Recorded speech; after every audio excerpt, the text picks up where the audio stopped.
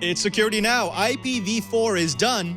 Again, we got WikiLeaked, and Steve actually feels sorry for the NSA. Microsoft gets friendly with your Wi-Fi password, and hackers get hacked. It's all coming up next on Security Now. Netcasts you love. From people you trust. This is Twit. Bandwidth for Security Now is provided by CacheFly at CACHEFLY.com. This is Security Now with Steve Gibson, episode 515, recorded July 7th, 2015, a crazy news week. This episode of Security Now is brought to you by Carbonite. For the hands-on business owner, Carbonite makes data backup hands-free. Carbonite's automatic cloud backup provides you with round-the-clock protection at work and at home. Visit Carbonite.com and use the offer code SecurityNow for 2 free bonus months. It's time for Security Now, the show that covers your privacy and security concerns online.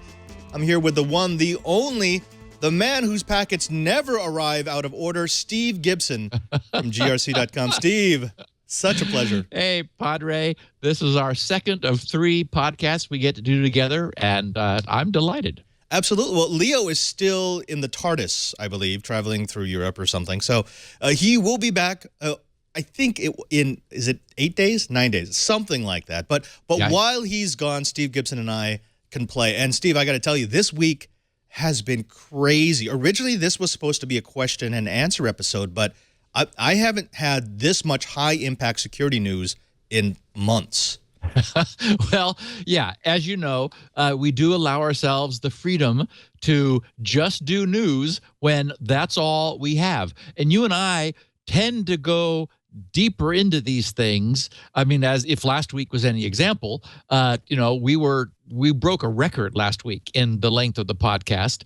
And so as I was putting this together, looking at all the news that we had to talk about, I thought, okay, there's just no way we're going to have any chance to, and in fact, even as it is, I sorted these in the order of some we can kind of dispense with quickly, a bunch of meaty stuff in the middle, and then other stuff, if we don't even get to it, it'll be fine. So yeah, we're and I didn't even try to get any mention of SpinRite in. I've got 2 great testimonials from users, but I thought, I'll just push those. Everybody knows about SpinRite, so so we'll do that when we can. I don't know where you're going to cut out space, because I mean, I'm looking at all the stories and they're all meaty. I mean, we could spend 30 minutes on each one of these and it wouldn't be done.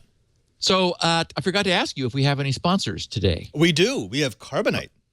Okay, so maybe, I'll give people an overview, and then we can do the sponsor, and then we'll just have an uninterrupted blast of news. As I promised, I've got news on the details of version 39 of Firefox. Not a lot to talk about, but I will just cover it briefly. There's the question of ICANN reconsidering the Whois privacy policy, which has generated a lot of controversy because they're considering not allowing private Whois privacy for some class of domains, and we'll talk about that. There's a new DDoS attack protocol being found in use in the wild. Amazon has stepped into the game with their own TLS protocol stack, to the surprise of many. Aaron, on Wednesday night, ran out of IPv4 space, had to deny a request for the first time ever, and switched policies. We've of course been tracking this for a long time, so we'll talk about that. Then everyone wants to talk about Italy's hacking team, which got hacked. We'll cover that. Lots of stuff about the NSA's Keyscore program was published, I think, by WikiLeaks. And also news of the NSA's international spying has come to light.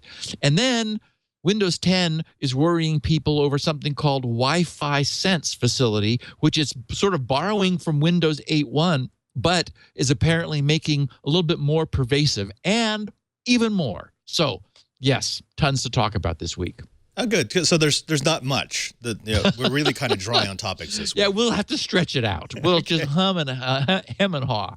Before we go hemming and hawing, let's go ahead and take just a moment so we can bring you home uninterrupted to thank the sponsor for this episode of Security Now. Now, I always feel like I'm preaching to the choir whenever we talk about this company with the Twit TV Army, because you know backup. You understand that if you don't follow the rule of 3, 2, 1, 3 different copies, 2 different places, and at least 1 other medium, you don't have a backup. Your data is in the wind, and the first disaster that comes along, it's going to knock you on your butt, and, well, you're done. In this digital age, that's the one thing you can't afford to lose. Well, that's why you need a company like Carbonite. Carbonite understands what backup needs, and what backup needs is constant updating. It's always syncing. It's always looking for the most recent versions of your files, and it's putting them up into the cloud, into their servers, secure, safely, and quickly. Now, Carbonite isn't just a backup service. It's a way of doing business, because we understand that without your data, you can't operate in today's society. So Carbonite protects not just your bits and bytes, your ones and your zeros, but the way that you decide to interact with the world. Now, for the hands-on business owner, Carbonite makes data backup hands-free and hassle-free. It backs up all your digital assets to the cloud automatically and securely. We talked about this on Security Now. And more than 1.5 million customers, including 70,000 businesses, trust Carbonite for round-the-clock protection of their business files, databases, and documents. Plus, Carbonite can protect your files at home, too, like digital photos and music. This is the service that I recommend to my family, to my parents. This is what I set them up as, because I don't want them to have to worry about whether or not the backup is being done. As long as that little icon is running, Carbonite is doing its job. It's backup done right. It's Carbonite. Now, we want you to visit Carbonite.com now, Carbonite.com, and get 2 bonus months free when you use the offer code SecurityNow. Don't wait. Your data can't handle a loss. You can't handle a disaster. And that's why Carbonite here is to help you fix all of your data woes. Go to Carbonite.com and enter the code SecurityNow and get those 2 bonus months free. It's backup done right. It's Carbonite. And we thank Carbonite for their support of Security Now. Now, you're mentioning Carbonite put me in mind of a tweet that I received, and I had it in the show notes because I thought it was kind of clever. It's at the very end of the show notes, so we'll do it out of order just because it ties in with Carbonite. I got this tweet from Chris Ronsky, whose Twitter handle I kind of got a kick of. It's The Empty Set. So anyway, nice. he did an at SGGRC and at Leo Laporte, and he wrote, "I just solved the settlement-free peering problem. Netflix merges with Carbonite." You're welcome. And of course, very geeky. What he's talking about is that, we were explaining last week how the problem with peering is that people who have settlement-free peering want to push as much bandwidth as they pull. They want to give as much as they get. The idea being that bandwidth is coming into them is using their network, so they want bandwidth to also leave them in order to use their peering partner's network. The problem with Netflix is that it's entirely one-sided. It's one direction. It's all of Netflix customers sucking bandwidth from Netflix. So anyone Netflix peers with sees all of that bandwidth. And as we know, during peak Netflix viewing usage at night, Netflix traffic is the majority of the bandwidth on the internet, which is just mind-boggling in itself. But anyway, the point is that Carbonite is a service that inherently runs in the other direction. It's all of the data on your hard drives going in the other direction toward Carbonite in order to in order to keep it backed up. So I just thought that was cool and clever, hyper geeky observation from Chris. And so thanks, Chris, for sharing that, and a chuckle for us all. Yeah, there's another way to handle that peering problem, the asynchronous peering. And that's what Google did. So Google used to be like Netflix. Google had their big data centers, and they were a big strain on Tier 1 ISPs, and Tier 1 ISPs were complaining. So Google built out their physical plant. They've actually, depending on who you believe, because most of these companies are very, very secretive about how much fiber they actually have in the ground. Yep. Google may actually be the #1 owner of fiber in the United States. Of course, they're not disclosing. That's why they can do things like Google Fiber, their own ISP, and that's why they have relatively inexpensive transport between their data centers. And what they now have on the ISPs is they could open up their network and say, look, we can be a tier 1 too. If you really want that, go ahead and charge us a higher price, and we'll open up our networks and we'll become our own ISP. Netflix actually has the momentum right now where they could do the same thing. Yeah, they're delivering a lot of traffic, but if they start buying up unused fiber, dark fiber, they could have another ultra geeky solution other than becoming Carbonite. Well, yeah, and of course, the solution is, and I guess, you know, it's, again, as you said, a lot of this is sort of murky. Yeah. But caching inside the ISP makes sense. I mean, how dumb is it for Netflix to have a copy of, like, you know, House of Cards series or Sense8, for example, and be individually sending repetitive copies of the same stuff to all the customers, for example, at level 3? Makes so much more sense for Netflix to arrange to have a cache inside of level 3 so that it's being sourced, you know, locally. Anyway, we've talked about that stuff in the past, and it's, you know, ultimately it'll all get resolved one way or the other. It's a fun topic, but yeah, we're not going to solve it in 2 hours. Yeah. So Firefox version 39, not much new. They did add their so-called safe browsing malware detection to both the Mac OS X and Linux. And I put in the show notes, oh joy, because this is based on Google's safe browsing info. And about 2 months ago or so, the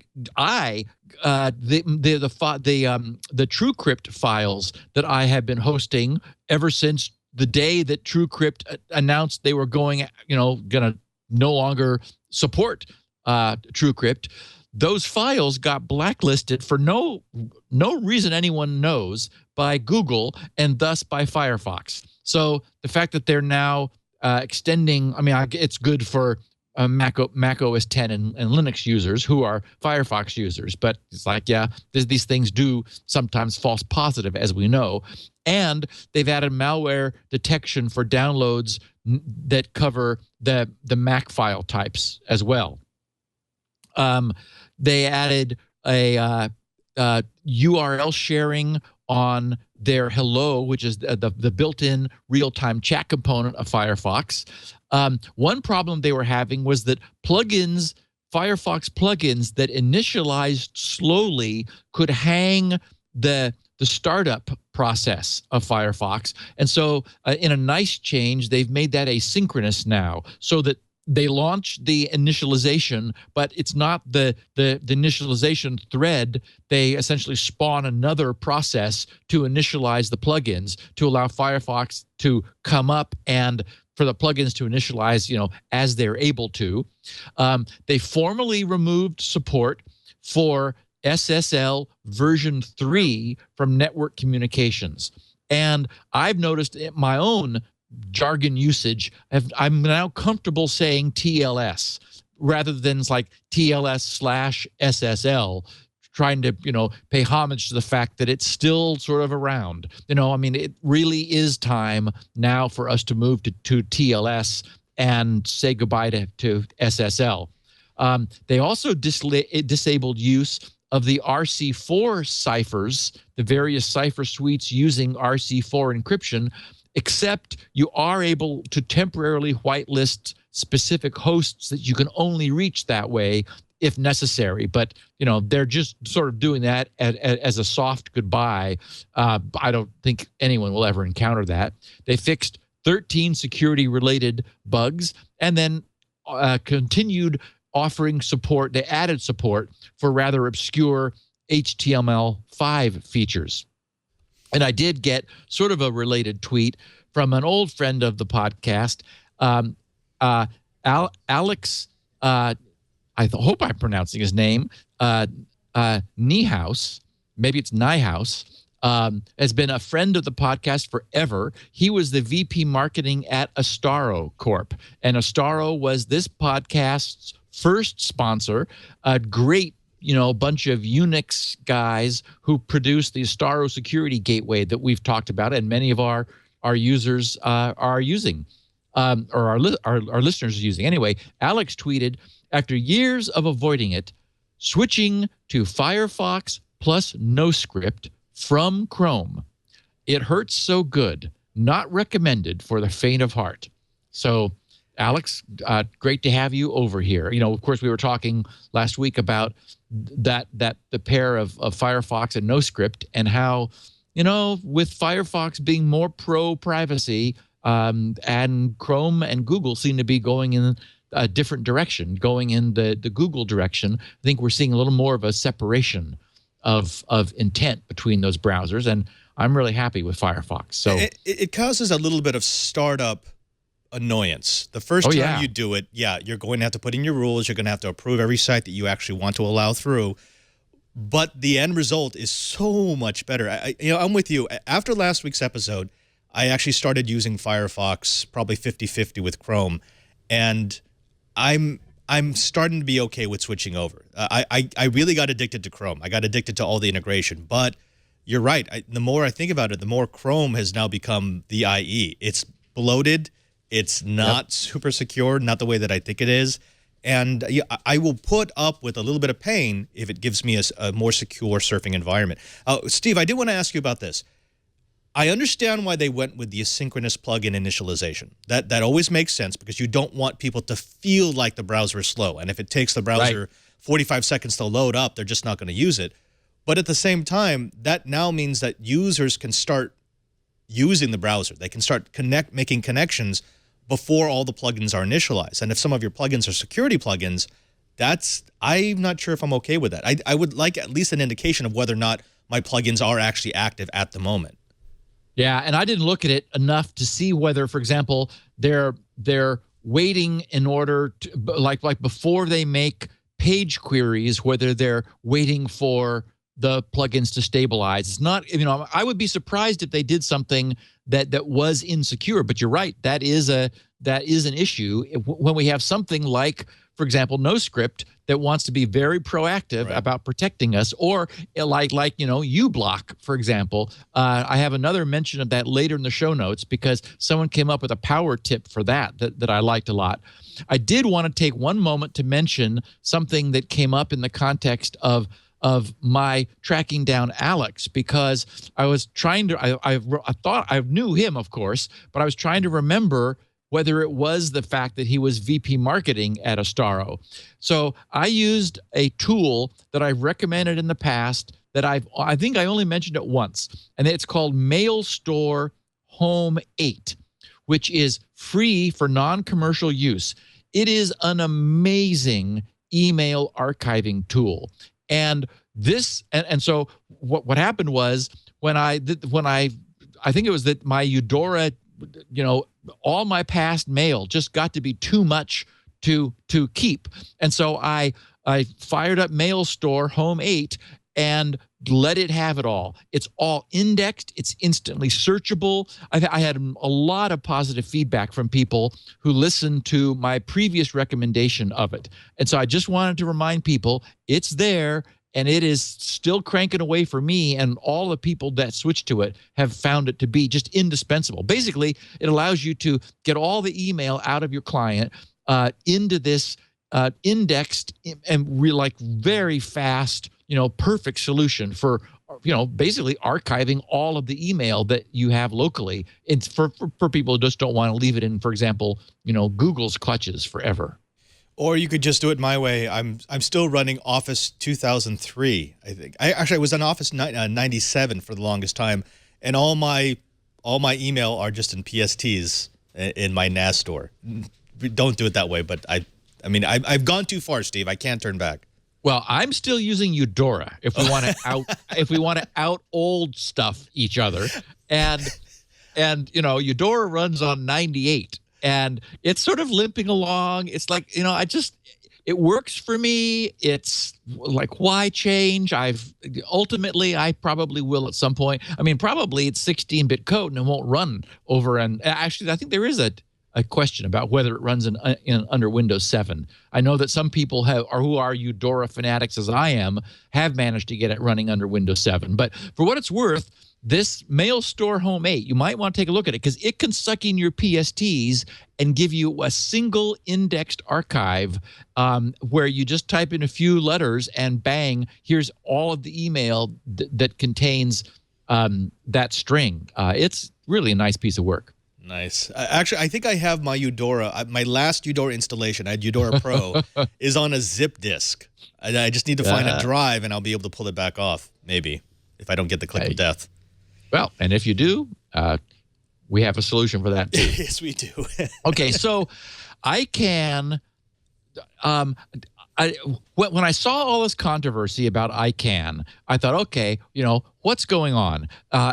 Even Google's Adam Langley did one of his infrequent blog postings to talk about this. So, I'll wrap this segment or this discussion of ICANN up with what Adam found.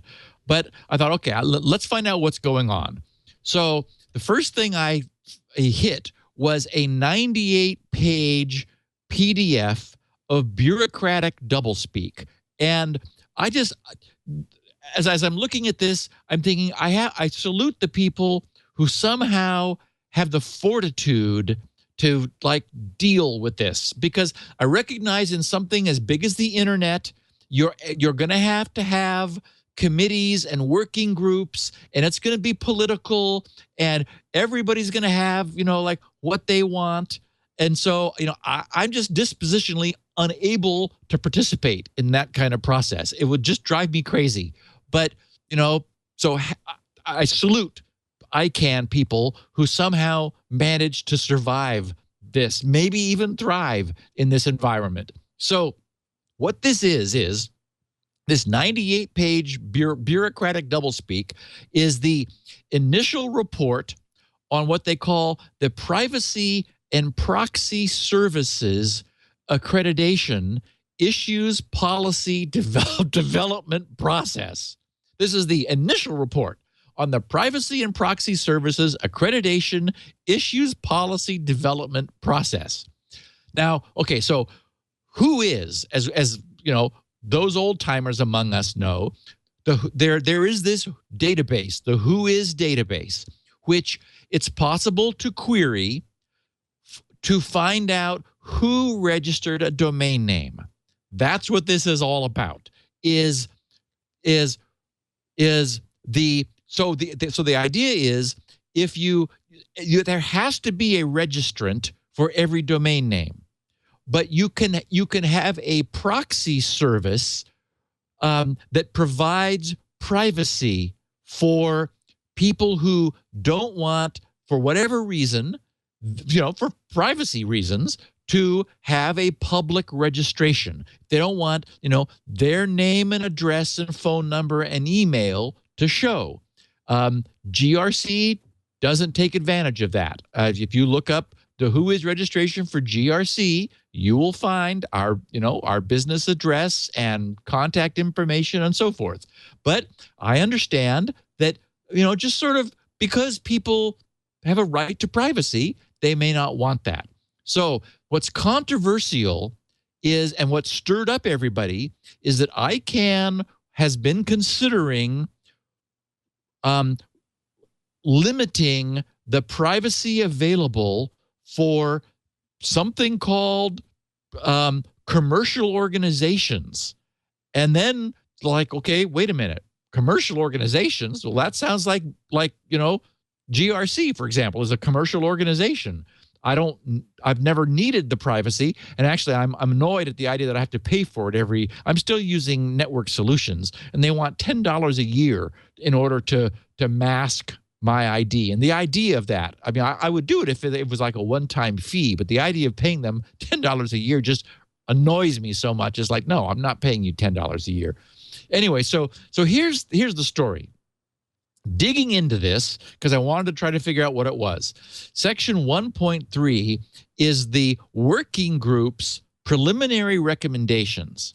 And so under 1.3.1, is the summary of the working group's agreed preliminary conclusions.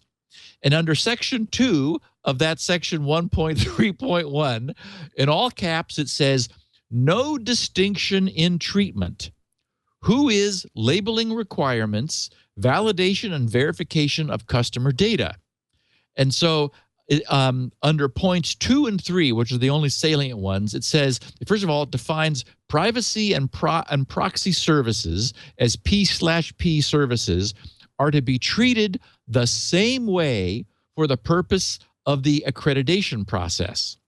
And then it said the status of a registrant as a commercial organization, non-commercial organization, or individual should not be the driving factor in whether this P/P, that's the privacy and proxy services, are available to the registrant.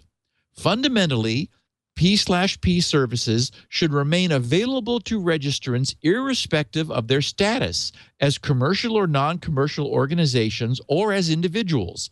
Further, P/P registration should not be limited to private individuals who use their domains for non-commercial purposes. And then there's a reference to Note 10.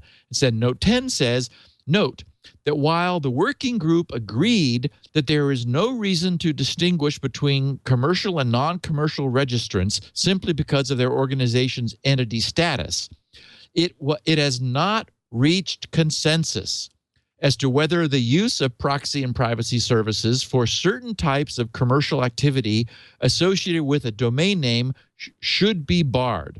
So basically, they have a preliminary, they've agreed to a preliminary conclusion that this should not be changed, that there should be no distinction being made in whether someone can have a private registration or have their registration be private one way or the other.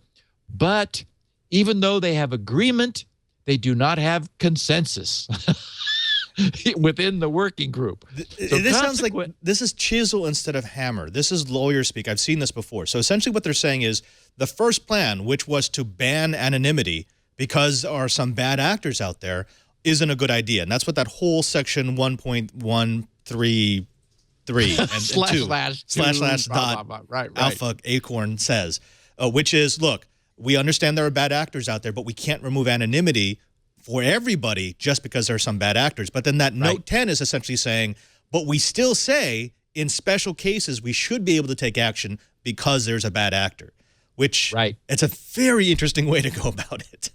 Well, and so what they ended up doing, because they could not reach a consensus within the working group, is to open it for a 60-day public comment period, which ended or ends today. So for the last 2 months, they've been open to receiving comments. And because he was curious, Google's Adam Langley wrote some scripts to automate the process of going through the 10,000 email submissions which have been made.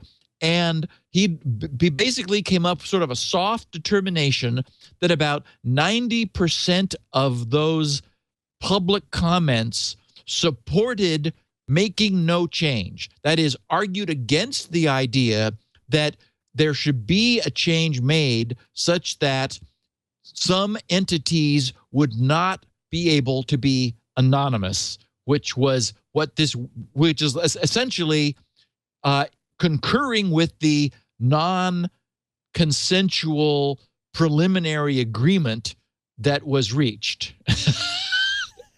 So looks like everything stays the way it was. And we should note that, as you have, that essentially that it's largely sites that are perpetrating fraud, that have copyright violations, where it's more work to find out who's behind a domain which is perpetrating some sort of conduct which people like law enforcement believes need to receive a letter to tell them to cease and desist. And if and of course they've got a known IP that their domain name resolves to.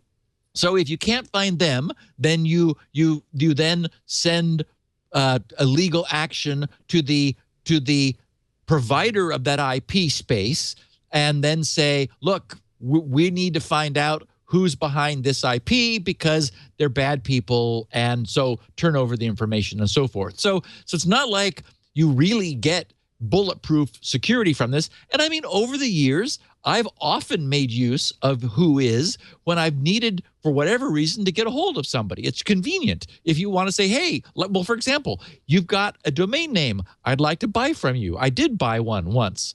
I bought, it was for the encrypted VPN tool, CryptoLink. I bought CryptoLink.com. He had it, and he wasn't using it for anything. I said, hey, interested in selling? And I paid him $5,000 for it. And so, that was nice that I was able to easily get a hold of him because he also did not have a private Whois registration. I need to put you in touch with Carl Auerbach. He's a friend of mine. He's on This Week in Enterprise Tech quite a bit, actually. He is a former ICANN board member. He's the one who actually sued ICANN because he wanted their finances to be public, because he wanted everyone to understand where the money was coming from and where it was going to. So he is the last at-large board member. After him, they decide it's too much of a pain in the butt. But he can tell you exactly what kind of lawyer speak they have at these meetings because he rails against it. Oh, and it's just pure bureaucratic, like just shoot me now. Oh my Lord. I can't imagine surviving that. So, but I recognize somebody has to do it. So I'm glad there are people who manage to work through it. It's not going to be me. Yeah. Go ahead. No, I'm sorry. I have to have a cleansing breath to get ICANN out of my head. Yes, exactly. Well, now we'll switch to technology, which is safe and fun. So we know that historically, there have been different ways of perpetrating denial of service attacks, and one of the more in fad approaches has been to use the UDP protocol. UDP differs from TCP in that it is generally non-authenticated. That is, inherently you make a request by sending typically one UDP packet carrying the request to a UDP server, which is listening for them, and then it says, "Oh, yeah, I have what you need," and it sends back whatever and however many packets are necessary in order to answer your query, to respond to that request, and it sends it back to the IP address that was the source IP in the packet it received. Now, that differs from TCP. TCP is, I should mention that UDP is consequently considered a connectionless protocol, whereas TCP is a connection-oriented protocol. In TCP, as we've discussed, there's a so-called SYN packet, which first goes to the server, and SYN is short for synchronize. That provides the TCP protocol at the server end with some important numbering information for the bytes that will then be sent. The server sends back its own SYN along with an ACK in the same packet, thus it's called a SYN-ACK packet, back to the initiating client. And the client then sends an acknowledgement of the receipt of the SYN portion of the server's packet back to the server. This has the several effects. It allows the ends to synchronize with each other with this synchronization information, but notice that it also verifies the possibility of round trips, because there had to be a round trip from the client to the server, and also from the server from the server to the client and back to the server. So this sort of establishes both endpoints and allows them to set up their communications. What that means is, though, you cannot spoof TCP/IP, which is something that some people don't understand. You could do a SYN flood where you spoof the source IP of just SYN packets, spraying those, at someone from many different source IPs or spoofed source IPs, but you can't actually initiate a connection because that requires successful round trips confirming the receipt of information. UDP, though, can be spoofed.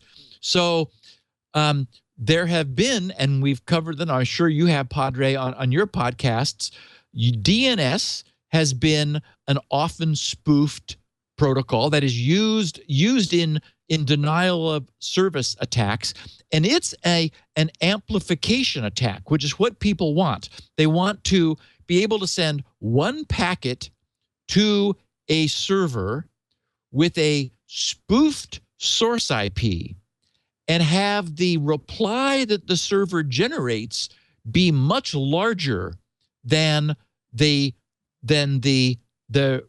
packet that asked the question.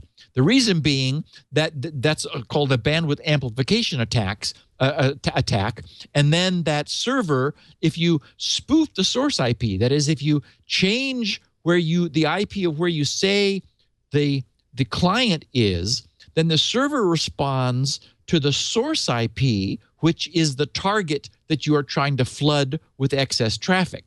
So DNS has been a target of those attacks in the past. But what happens is, since DNS servers tend to be managed by watchful IT personnel, after the DNS servers realize that they need to lock themselves down. So, for example, they will only respond to DNS queries from their own clients, not broadly to the whole internet. Then they're able to filter their traffic, and so DNS stops being useful as it initially was as a bandwidth to use for attack.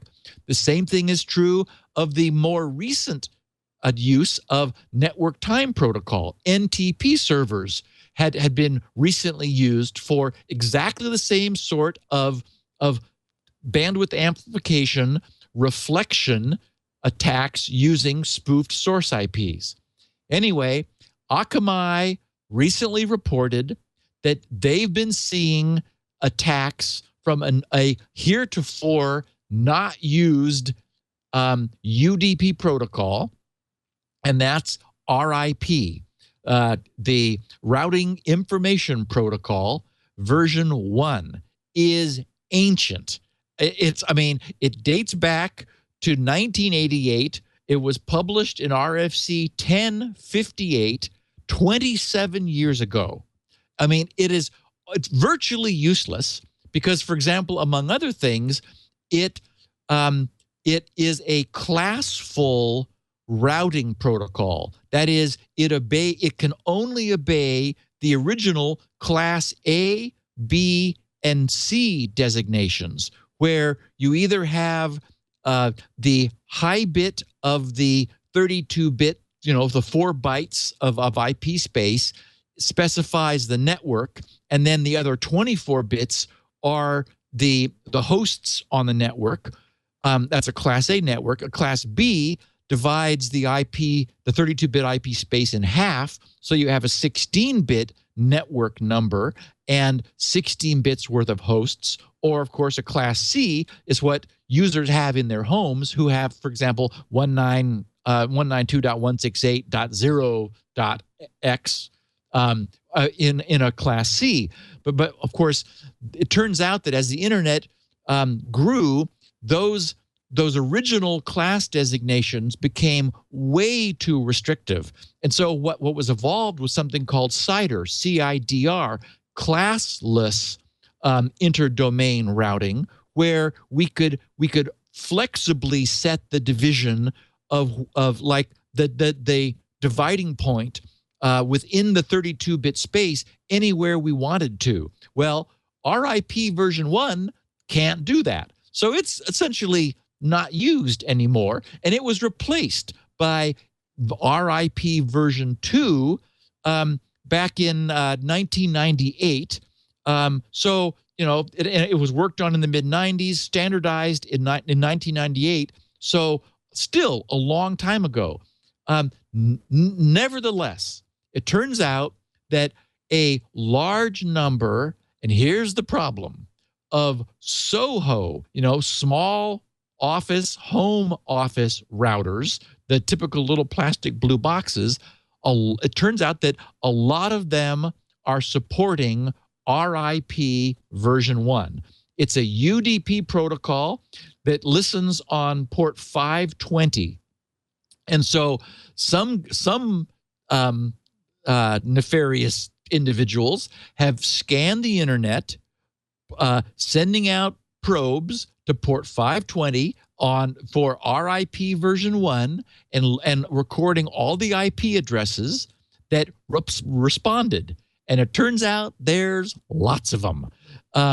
So Akamai has reported denial of service floods of like 12.8 gigabits per second from attackers that have been using 500 of these SOHO routers that are still configured with RIP version 1. So what the bad guys are doing is, just as with the other attacks, they are spoofing the source IP to that of the target, and they're sending UDP packets. And unfortunately, you can send a tiny query to one of these to a router that supports RIP version 1, and basically what it's saying is, send me your routing table.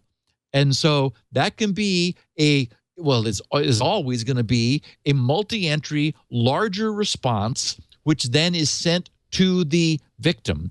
And it's enough bandwidth that in aggregate it's greater than 12 gigabits of total bandwidth. And the problem is, these are routers, unlike the DNS routers and NTP that normally have IT personnel that are keeping an eye on these. These are never going to get fixed. There's no way that most of these are going to get fixed. So here we have a new network amplification attack that is using routers that are not going to see the RIP protocol removed in the foreseeable future. That's what makes this attack so scary for me, because DNS and NTP amplification attacks, they made a lot of splash because they were big. I believe the last big NTP amplification attack, the attacker used a 1 megabit line and was able to generate 200 gigabits of traffic. It's that asynchronous. But as you said, DNS servers get patched and everyone's moving over to DNSSEC, which is immune to amplification attack. Right now is immune to amplification attacks. NTP servers, I heard of 2 ways that they were dealing with it. One was they were patching it, and then they were also upstream blocking the NTP servers that have been abandoned. Basically, they're just sitting out there on the internet. And that has basically gotten rid of that. There is no way to patch or block all the SOHO routers on the internet that have RIP version 1 enabled. There's too many of them. And you can just keep scanning. It's very easy to scan for them. In fact, I read this article and I started using one of my tools. I found it was like 3 dozen unpatched routers in my network segment that were running RIP version 1. And I'm thinking, that's too easy. And I have no idea who these routers belong to. I can't contact them and tell them, could you patch your router or please turn off that port? That's a problem that's just going to sit out there until this hardware dies and is replaced. Yeah, I guess the only thing that might happen if this really became a problem, I mean, my sense is it's also like maybe that doesn't reach the threshold of being a big enough problem. But for example, I've switched. I was talking to you before the podcast. The podcast listeners don't know that after 19 years of having 2 T1s connecting me to the internet here in my home office that I've spoken of often with Leo, they went dark on July 1st. after 90 days, I had not received a notice just because the contact information that my bandwidth provider had expired a decade or more before. I'm now using standard cable modem bandwidth with my provider Cox, and it's a filtered connection. So, for example, I don't need to run a port 25 SMTP server here, but I can't. And I don't need to expose, and don't want to expose, Windows networking. But Cox is blocking 137, 138, 139, and famously 445, which are the Windows, the Windows printer and file sharing ports. So what Cox could do is proactively block port 520, which would protect the routers of their subscribers in the same way that they're blocking Windows networking to protect, I don't know who has those ports open to the internet anymore, but the ISP has been proactive. And so that could happen, but my guess is it would be hard in this day and age for that to sort of rise to the level of it actually occurring. Yeah, they could do that for the consumer service. So if you're buying consumer service, those ports should be blocked because in the terms of service, you shouldn't be running a server anyways, not on your local connection.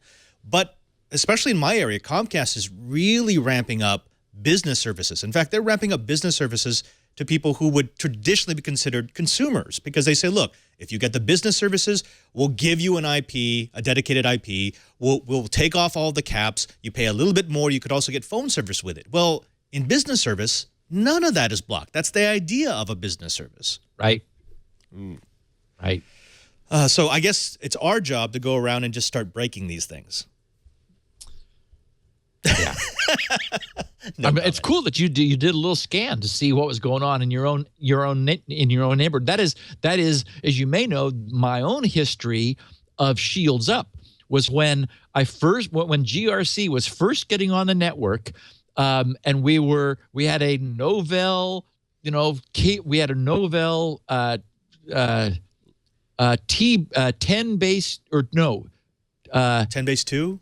10 base 2, yes. Not was it called 10 base 2? I guess it was.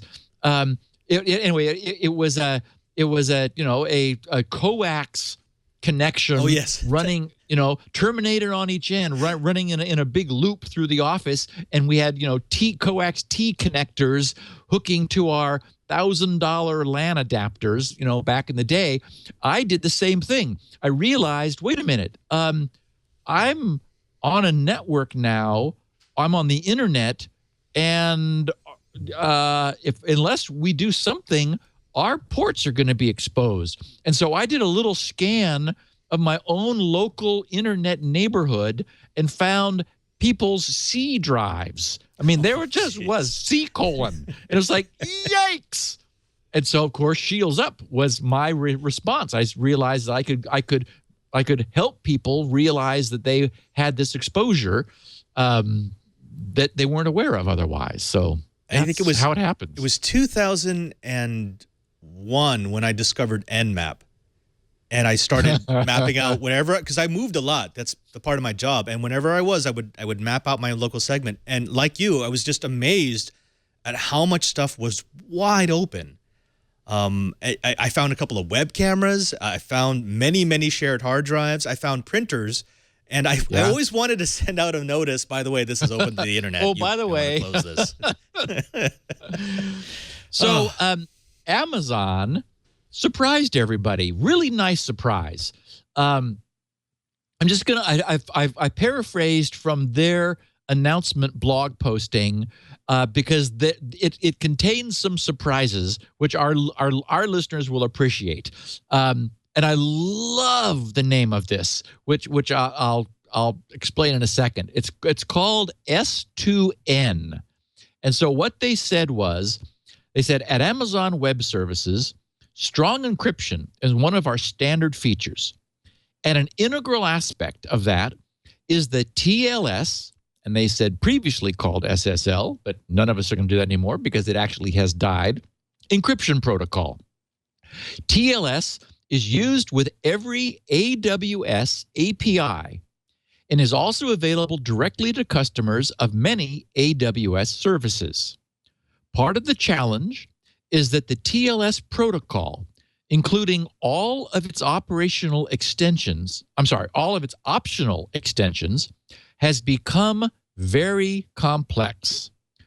OpenSSL, the de facto reference implementation, contains more than 500,000 lines of code, with at least 70,000 of those involved in processing TLS.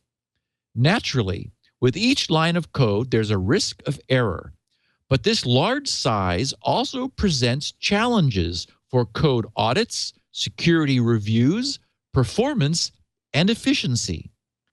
In order to simplify our TLS implementation, and as part of our support for strong encryption for everyone, we are pleased to announce availability of a new open source implementation of the TLS protocol, S2N.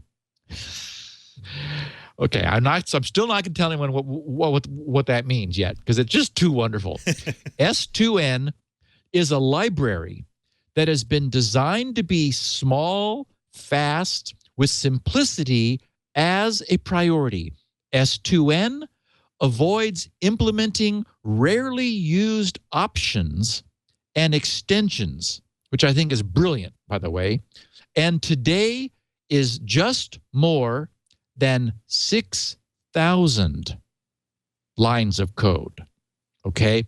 Down from more than 500,000 in total in OpenSSL and 70,000 involved in OpenSSL's handling of TLS. Amazon's S2N implementation is just a little over 6,000 lines of code, and it's on GitHub. Continuing, Amazon says, as a result of this, we found that it is easier to review S2N. We've already completed 3 external security evaluations and penetration tests on S2N, a practice we'll be continuing. Over the coming months, we will begin integrating S2N into several AWS services. TLS is a standardized protocol, and S2N already implements all the functionality we use. Let me say that again. S2N already implements all the functionality Amazon Web Services uses. So this won't require any changes in your own applications, Amazon writes, and everything will remain interoperable.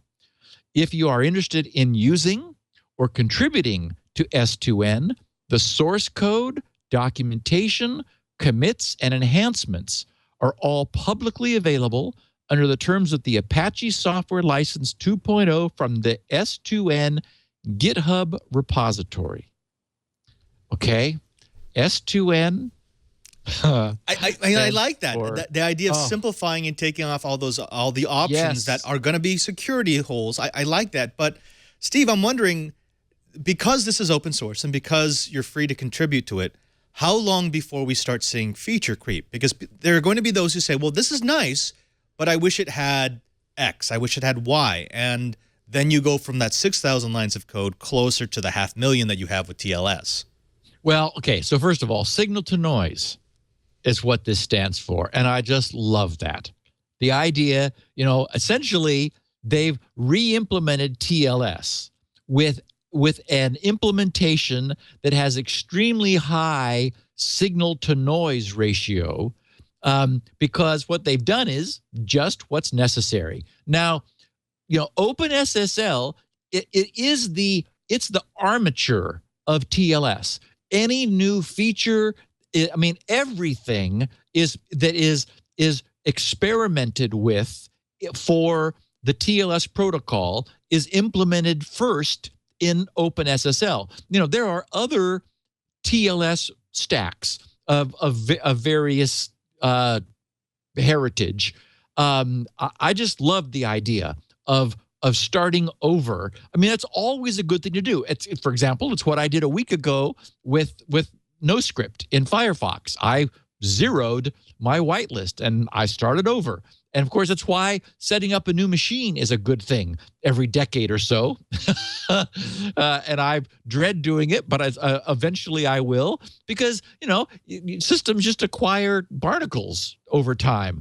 And OpenSSL is no different. No, there's no question that even if you were to re-implement everything, you could do a far better job than OpenSSL is today. And in fact, we know that. There have been efforts to just say, okay, we're taking OpenSSL and we're just going to go through it and hack out the debris. Because, there's just, there's abandoned things. There's like stuff no one needs anymore that no one's using. But because it is, it's the grandfather of SSL, it's all there. And it's just by virtue of the fact that it's there, it stays there. So starting again makes sense. And the other nice thing about S2N is that you're getting a stack that works if it is the stack Amazon is using.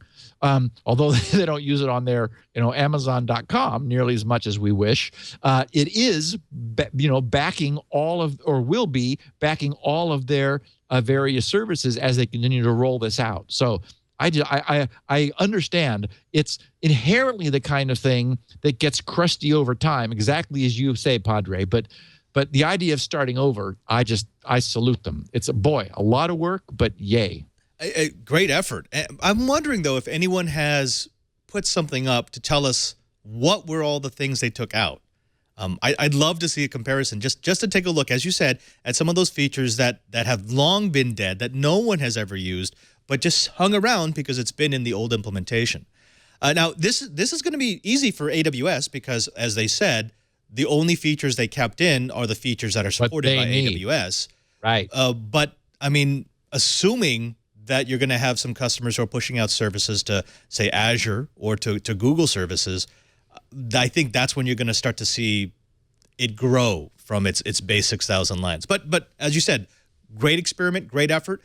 I'd like to see them do that with other services and protocols that we have available to us right now. Yeah, we talk about this all the time on this show. It is so difficult to leave behind something that works. And in fact, that is a perfect lead into our next story here, which is Aaron's first time ever initiation of what they call their unmet requests policy. This occurred on July 1st. At the same time, my T1s were being disconnected. Aaron ran out. And it's not technically, but we'll cover that in a second. But the story was ran out of IPv4 space and had to decline a request. So Aaron activated what they call their IPv4 unmet requests policy with the approval of an address request that was larger than the available inventory in the regional IPv4 free pool. So essentially, I was sort of curious about, okay, what exactly does this mean? So they have what they have is a waiting list. And so when they say that they approved the request, what they did was they approved it for the waiting list. So somebody who now requests a block of IP, a contiguous block of IPs larger than they have available, is handled as follows. So Aaron says, when Aaron receives a justified request, now that's the other thing too. I've talked about in the past how when I set up my bandwidth at level 3, they said, how many IPs do you want? And I said, and I understood even then that they were like jealous of them. And I had 64 on my 2 T1s here, which I realized, which was, waste because I was only using a few. But, at GRC, I've got a lot going on. So, multiple true services. I've got all kinds of, crazy other things happening. So I said, can I have 16? And they said, sure, you need to justify what you're going to be doing with each of those. So they gave me an IP justification form to fill out to explain why I needed that IP space. And there was some room to grow. So, basically I said, okay, and, came up with a lot of need all of a sudden. But, I'm glad I have those, because every so often I have to get a little clever now with how to fold things in. But so justifying IPv4 requests is a thing now. You really need to explain why you need this. So Aaron says they activated, they said when Aaron received a justified request for IPv4 address space that cannot be filled by a single block from Aaron's available IPv4 free pool, the requester will have 3 options. Option number 1, accept the largest available block in the Aaron IPv4 free pool that is equal to or less than your approved size. Aaron will fill the request per Aaron policy, and the requester will then be ineligible to receive IPv4 addresses from the Aaron IPv4 free pool for the next 3 months. So you get a block and you got to wait 90 days in order to ask for another one. And if you ask for more than they've got, they'll say, well, you can have one of these. It's not as much as you wanted, but it's the biggest we've got. And so you can either decide to or not. If you elect not to accept an available block from the Aaron IPv4 free pool and request to be put on the waiting list, you can be requested to be put on the waiting list for unmet requests. Aaron will then ask you to specify the smallest block size you are willing to accept and will place your request on the waiting list for a range that includes your approved size through the minimum size you designated. This procedure is in accordance with, and then they've got a policy 418. Or choice number 3, elect not to accept an available block from the free pool and close out your request. Now, that's the take my ball and go home policy. Yeah, it's like, okay. Now, what's interesting is I dug a little deeper. Last night, when I was putting this portion of the notes together, they had, this is the total amount of available space remaining. They had 46 remaining /23s.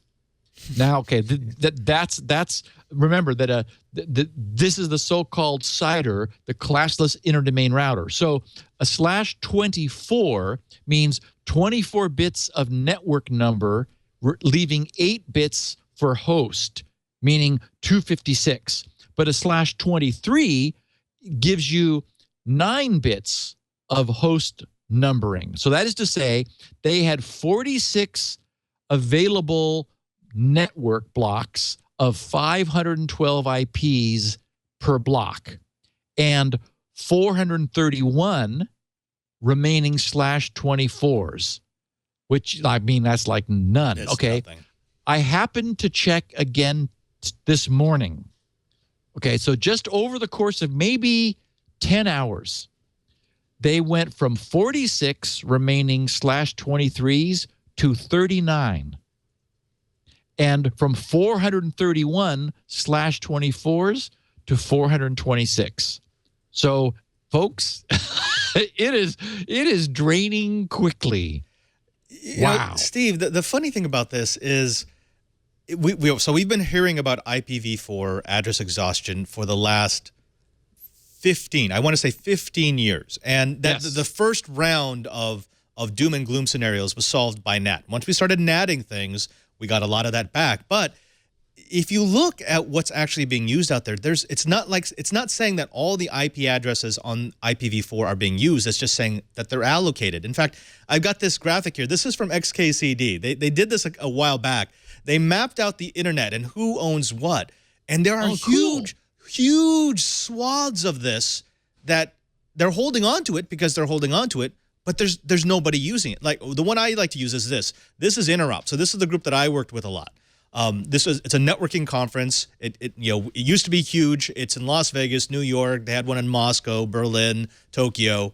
And we were one of the very first to request IP address space. So we had a Class A, 16 Class Bs, and like 150 Class Cs. We had a very nice chunk. Nice. And when we started to hit address exhaustion, what the lead engineer, a man by the name of Glenn Evans, what he did was he actually returned all the space that we weren't using to Aaron, which is what you're supposed to do. There's not supposed to be a black market, because the idea of having a black market means that all of these players are now incentivized to hold on to IP address space that they're not using.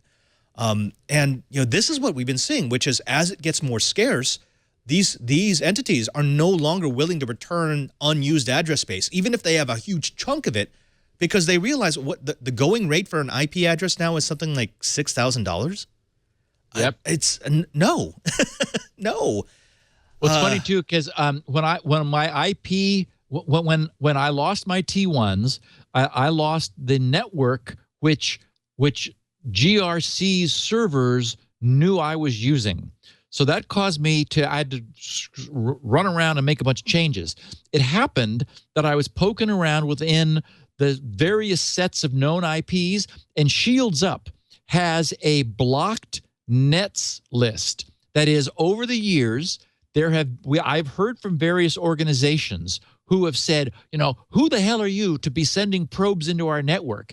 And I said, whoa, okay, calm down. I can, black out your network if you don't want GRC's benign, probes to enter your network. And so as it happened, I was looking at that list again, and I saw a /8 on there. And I thought, U.S. Postal Service is network 56. So they have 56.0.0.0/8. And somewhere in the past, I was instructed, do not probe the U.S. Postal Service with Shields Up. And I said, okay. And so let's see, the USGAO, they didn't want me probing them either. They've got a /16.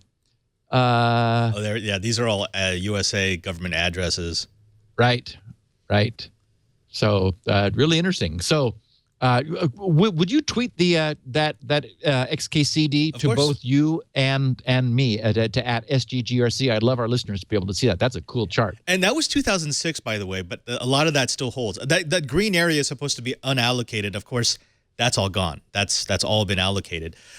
Steve, I probably shouldn't say this. Well, and remember when we were first messing around with what was that crazy Hamachi, the Hamachi network that used 5 dot because 5 had never been allocated. It was completely unused. The brilliance of that was that many people who wanted to use Hamachi were in 192.168, or maybe they were in 10 dot. And so that meant that they couldn't safely use either of those spaces because it might collide with your own local network. So by using something that was completely never used, Hamachi essentially was able to set up a virtual network of unallocated IP space, which, of course, has since been allocated. That's actually exactly what I wanted to talk about, because I deal with some people who they do routing for a living. These are the BGP table guys, and they're very good at what they do.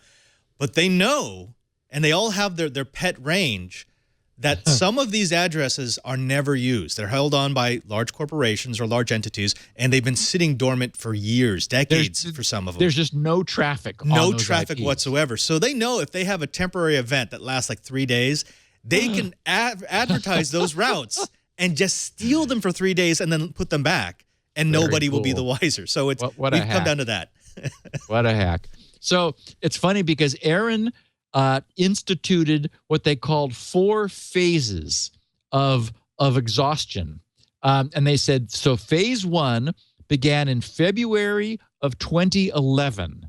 So what, more than 4 years ago, when Aaron received its last /8 from the IANA. That is IANA, and so for example, that 5 dot, that's a /8.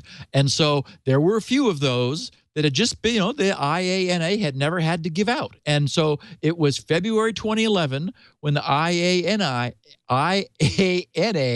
said, here you go, Aaron, we got no more /8s. So that was phase 1. Phase 2 began about a little more than a year and a half after that, in September of 2012, when Aaron received the 3 remaining, and they said /8 equivalents. So that means three smaller networks that together were the same size as a /8, but not a single network in terms of contiguous IP space. Phase 3 began about 9 months later than that, in August of 2013, when they received 2 remaining /8 equivalents. So 2 networks that were that a total of that many IPs, and then 4, that is phase 4, began in April of last year, 2014, when they received 1 remaining allocation equivalent to a /8. That is, a bunch of networks that together were a /8, as there was just more to go around. So here we are with /23s and /24s. So that's all Aaron has left to allocate our little, that's what we have behind a NAT router. We don't all have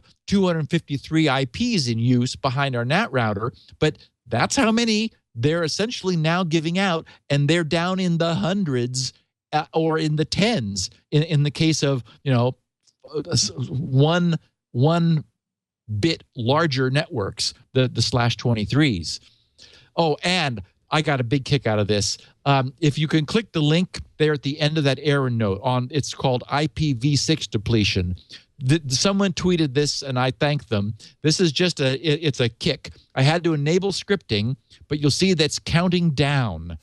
And so this is a little bit of a joke on the IPv6 exhaustion problem, and how many remaining IPv6 addresses there are, and when we can expect to run out of those at the current rate of consumption. Wasn't the story, I could give an IPv6 address to every molecule on the planet Earth and I still wouldn't use them all up?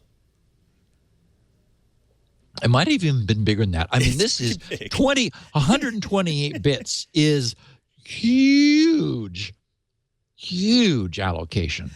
Steve, this brings up a question, and this is all the gear that I've been playing with the last 10 years is dual stacked. It can do IPv4, it can do IPv6, and actually most of my tools now dual stack.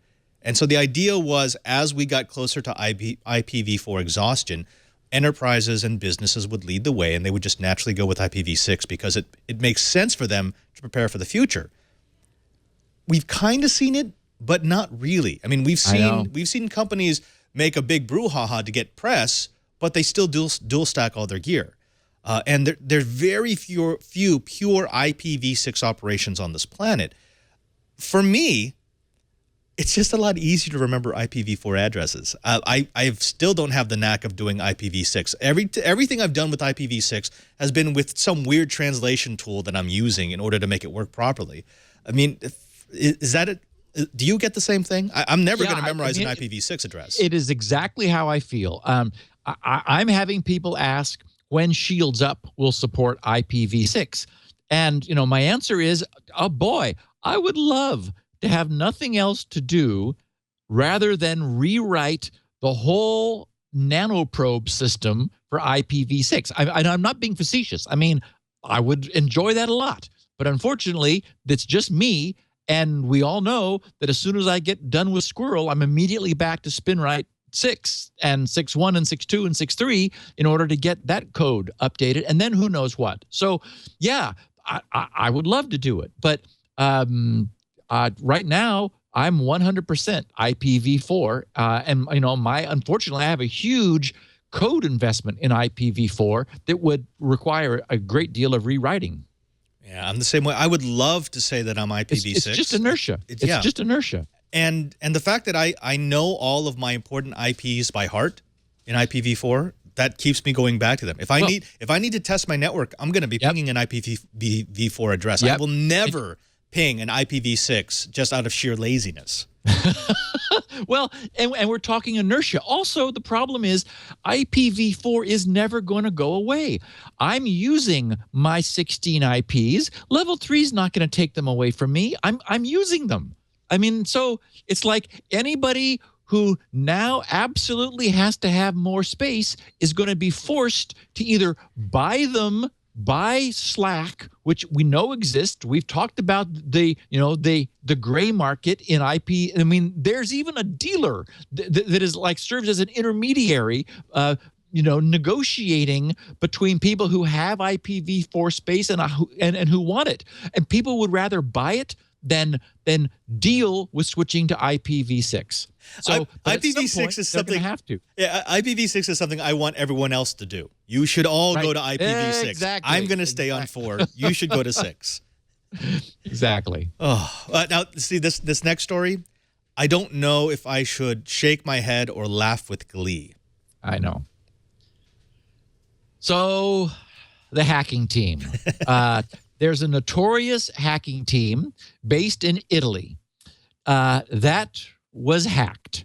The hacking team was hacked, and I mean major hacked, to the tune of 400 gig of private data from their servers was dumped in a torrent and made available publicly.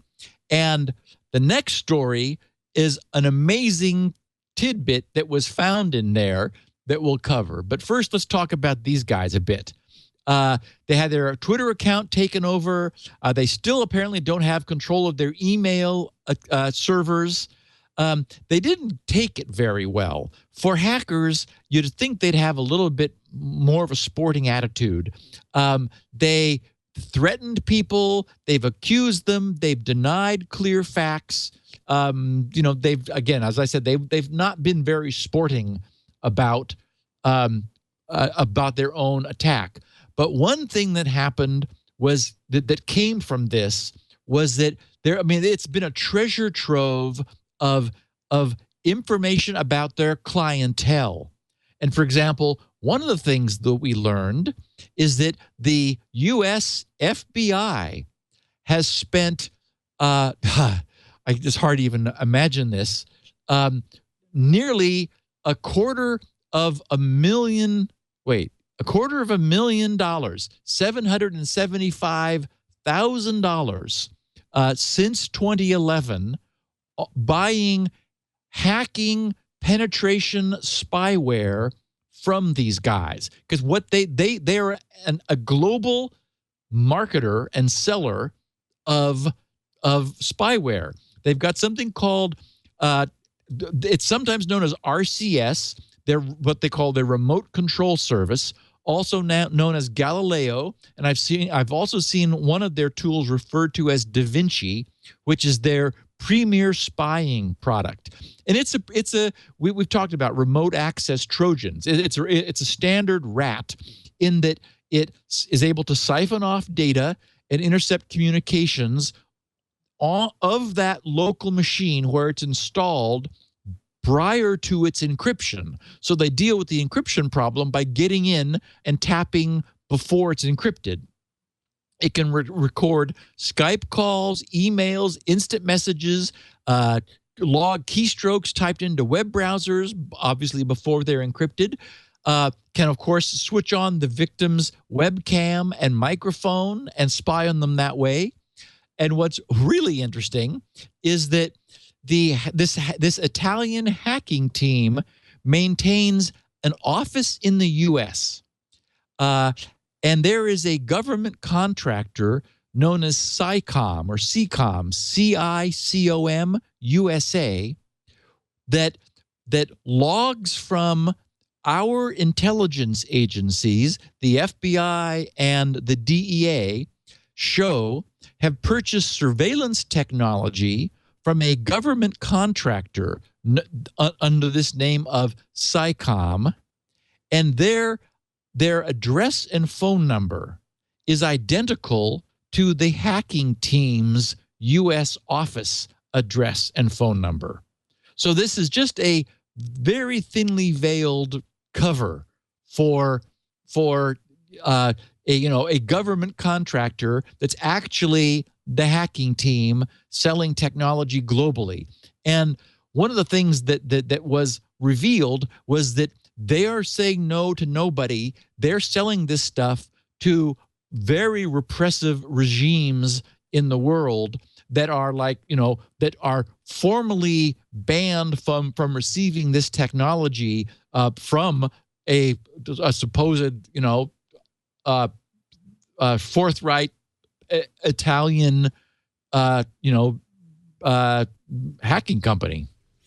Steve, the thing that really worries me about this is hacking team, they want to portray themselves as they're a security firm, just like any other security firm. Legitimate. A legitimate security firm. And there are companies in the United States that the FBI has spent far more money with. I'm thinking of like Gigamon. Gigamon sells these very high quality, very high capacity taps that I think the lowest you can buy a box for is like 200 grand. And right. That they buy a lot of those. Or Juniper, Cisco, HP, they all sell security appliances, security tools. We know they're big on tapping. Exactly. But what kills me about hacking team is this is not a tool that you could misuse. It's black hat all the way. There is no legitimate use of a rat. There is no legitimate use of a 0 day except to do something that you're not supposed to do, especially if you're a government. Yep. Oh. Yep. So what was really interesting, and this just happened, is that among what was found in this 400 gig download was evidence of, and all the details on, a heretofore unknown Flash 0 day vulnerability. These guys had it. These guys knew about it. We don't know who they have sold it to, but it immediately became public knowledge when this 400 gig of data was that was exfiltrated from them due to them being hacked. Oh, and by the way, also in there are some password files, their own hackers' passwords, which are extremely unimpressive. I've taken a look at them, and they're like variations on the word password. Believe it or not. I mean, it's just like, whoa. 1, 2, 3, 4. Okay. Numeric 0 in PASS. W0RD. It's like, whoa, really, guys? Anyway, CERT now has the vulnerability. It is of course, we dove into rather deeply last week's emergency out-of-cycle patch for Flash that Adobe released. Well, they may be doing another one soon, because the CERT posting links to a tweet which contains the file. I downloaded it and checked it out. If you click that RAR file, you get an archive with a very nice README that explains the entire exploit and contains the Action Script 3 code to pull this off. And if you do it with a sample web page, it launches calc.exe on your Windows machine in Chrome. So Chrome is not patched against this. It's a 0 day, and they've had it, and it wasn't public. We don't know who they sold it to. Maybe they were using it themselves, but we also know that they do make these things available to various agencies who purchase 0 day exploits in order to install their own software on other people's machines. So this is just so amazing that, in this windfall of data, we found a 0 day that, an exploit with complete how to use it code that who knows how many tens of thousands of dollars they were getting to everyone they sold this to. Steve, and everyone's vulnerable to it right now. Were you at Black Hat last year? No. They had a speaker by the name of Daniel Gear, and one of the things that he said he'd love to see the U.S. government implement is this idea of it as an entity, because it's the only one that has the resources to do it, buying up zero-day and then immediately making them available to security researchers in the United States. And it sounds like they're doing half of that. They're buying up 0 days. They're just not making it available to security researchers in the United States. And we've also known, I don't remember now what the source of knowledge is, but for example, Microsoft provides the U.S. government with advanced knowledge of problems with Windows before they tell the rest of the world. And we've always been wondering, okay, why? No, why do they get that and before the public does? You know, it would be handy. It'd be very handy. and you know, not just handy, but this is kind of table stakes now. I mean, you can't, I'm sure there are people who look at a tool like this and they say, oh, this is a great way for us to gather intelligence. But at the same time, I mean, if you are working in the U.S. government, you also have to understand that this is something being used against the very corporations and the individuals who make up our constituency and the people we're trying to protect. Right. It doesn't make sense to sit on something like this.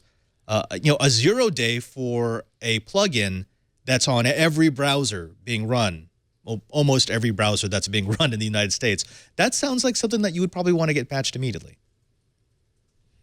Well, yes, and it also means that while you have that and nobody else does, you can sell that for some serious money to, no doubt, all the clients that you've got on the global stage that want to be able to penetrate other people's machines. The funny part about this story is Hacking Team, they say that this isn't going to do them in. They're not going to shrivel up. They're not going to go away. But there's source codes on the internet. So unless they create something entirely new, their exploits won't work anymore. Yeah.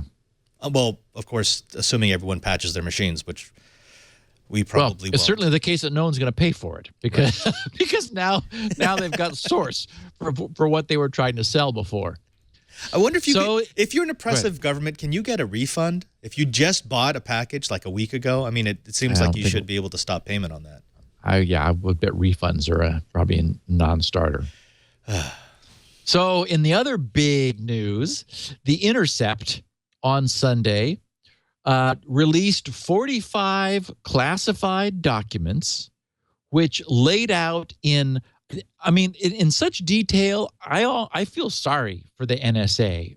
Finally, I mean, this is not just like claims, like, you know, sort of the obscure slides that we saw of funky network drawings that, you know, don't really make too much sense. Scroll to the bottom of that article that you just pulled up, and you'll see these are the links to all the documents down there at the bottom.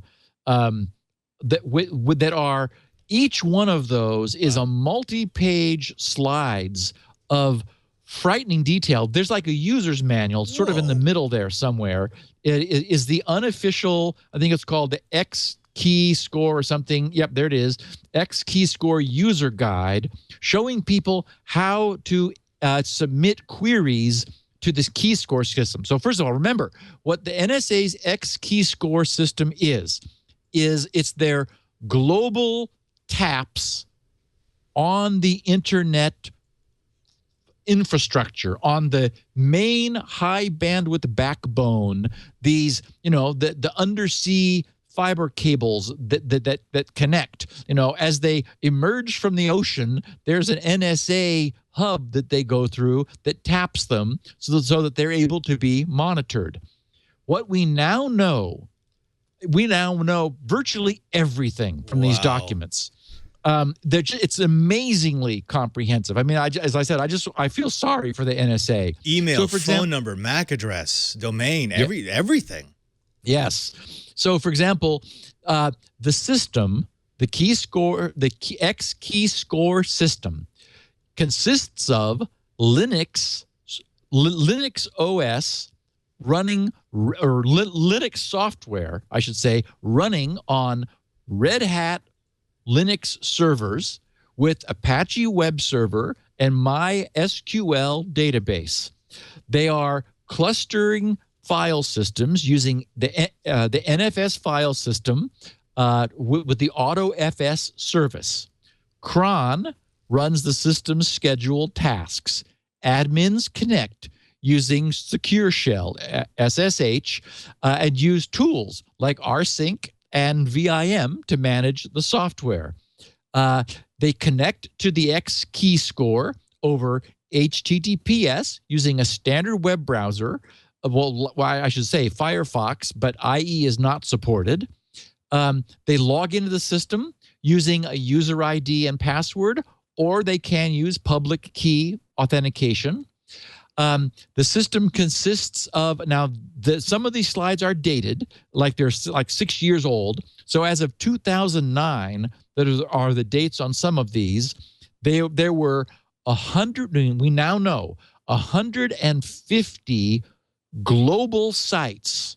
So 150 sites scattered around the world, where as many as, now in aggregate, 700 servers were located, where lower bandwidth taps had fewer servers and higher bandwidth taps had more servers.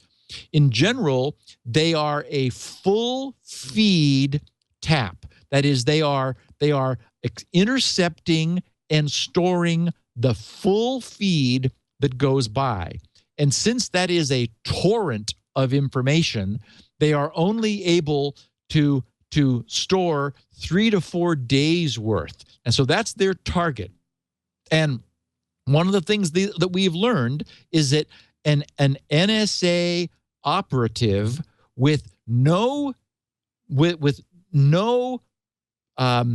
legal foundation, that is no explicit permission to enter a query, because essentially there's no time, because this data spools off of the end of the storage in 3 to 4 days. You don't have time to go through the paperwork required to get approval for every query that you make. It's impossible. It's impractical. So anyone with access to the system is able to submit a query. The query goes to a local node and is then replicated across the entire X key score system, and then the results of that query flow back. They call them micro plugins, which anyone can write. They have a custom programming language called Genesis, which generally performs the sorts of tagging that they need. Basically, somebody can use Genesis to create a simple piece of code which does, string and item offset and value matching on known packets, and then compile that into a micro plugin, and then propagate the micro plugin across the entire X key score system to install that in order to perform traffic analysis. So this isn't so as the traffic comes in, it is analyzed packet by packet by these micro plugins, which tag the traffic as what it is. It's email, it's Yahoo, it's Gmail, like what network it's from, basically, as I remember, like up to 10,000 different tags can be applied to packets. And so you're able to surf on pre-identified tags in order to pull data that is still in the database before it's pushed off just due to its age, based on metadata, and the metadata is being acquired on the fly. So, it's like a complete X-ray into this X-core system and exactly how it functions. Now, the interesting thing about that is they've been saying, to justify the system, they've been saying, look, we can store the metadata and we'll only go back if we get a court order for that particular set of metadata because it's attached to a suspect that we're looking at. Right. What we're seeing, if you actually look at the documents and understand what they mean, they can't actually do that. If they only have the ability to store X days of data and a court warrant takes X plus Y days, then there are going to be many, many cases where they're storing bits of data that they shouldn't have, or they're analyzing bits of data that they shouldn't have, waiting for a warrant, assuming they're going to get it, which they may not always do. So, yeah, that's it's no longer just a technology problem here. We're talking about this. This is the logistics of spying in oversight. And yes, and this is indiscriminate collection of everything. Basically, that the entire internet, we now know the entire internet is now tapped. There's 150, remember, this is 6 years ago. This thing has probably grown dramatically even since then. So some sites are receiving as much as 20 terabytes of data per day, storing it, and it's getting pushed off the end. Maybe they've increased their retention period from what it was six years ago, so that they are now able to store more. We know that hard drives are cheap, and servers don't cost anything, and they have a big budget to work with. So, but this is the shape of the system. Yes. The entire internet is tapped. 6 years ago, they didn't have a 1 million square foot building in the middle of Utah that was basically a big hard drive. So they probably expanded that a couple of times where the over. big problem is keeping it cool. Exactly. Running a river through it in order to keep it cool. It's not just keeping it cool. They've actually had arc lightning in the data center because the densities are so high and there's so much power going to cabinets and they're so squeezed together. One of the issues they had at the very beginning is they'd get these arcs between cabinets that would take out an entire row. So there's actually lightning in the NSA data center. Well done. Oh, and the news just keeps on coming. WikiLeaks has over the course of the last week been releasing a series of details about the NSA's intercept of various foreign governments. France and Brazil were earlier leaks. The most recent one was Germany. And our friend Bruce Schneier, who's a well-known cryptographer and famous in the security industry, he blogged on Friday. He said, on Friday, WikiLeaks published 3 summaries of NSA intercepts of German government communications. To me, the most interesting thing is not the intercept analysis, but the spreadsheet of intelligence targets. And there's a link there, Padre, if you want to bring it up. Here, we learned the specific telephone numbers being targeted. Who owns those phone numbers? The office within the NSA that processes the raw communications received, why the target is being spied on. In this case, all are designated as Germany political affairs. And when we started spying using this particular justification, it's one of the few glimpses, writes Bruce, we have into the bureaucracy of surveillance.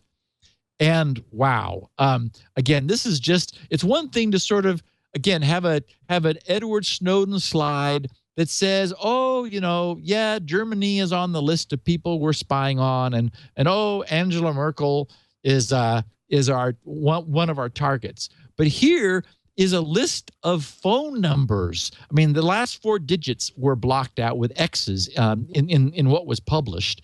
But wow, I mean, there's no way to deny when Germany looks at the phone numbers they know of that their officers have, and here they are on a list of communications that the NSA has been actively tapping for some length of time. Ouch. And Germany's Der Spiegel is also very unhappy. They've got a lengthy article where their main argument or their main unhappiness, aside from us, is that we have in the past told agents of Germany when we have encountered problems within the German ranks of people who were leaking communications. In other words, we've told Germany that, well, okay, don't ask us how we know, but there's somebody over here who you really need to put in a less sensitive office. So they've relocated their own intelligence officers when we've told them that their officers are leaking sensitive information that they shouldn't. Anyway, the Der Spiegel article, I've got a link in the show notes, is really eye-opening because, and in fact, their main opener says, revelations from WikiLeaks published this week show how boundlessly and comprehensively American intelligence services spied on the German government. It has now emerged that the U.S. also conducted surveillance against Der Spiegel. And in there, they talk about a specific instance where information was provided to Germany by the NSA about Germany's own office, about a German officer who was then relocated to some department studying the history of something. Anyway, very eye-opening, but wow. I mean, this is the world we live in, and I guess we have to assume that governments are now doing this to each other equally.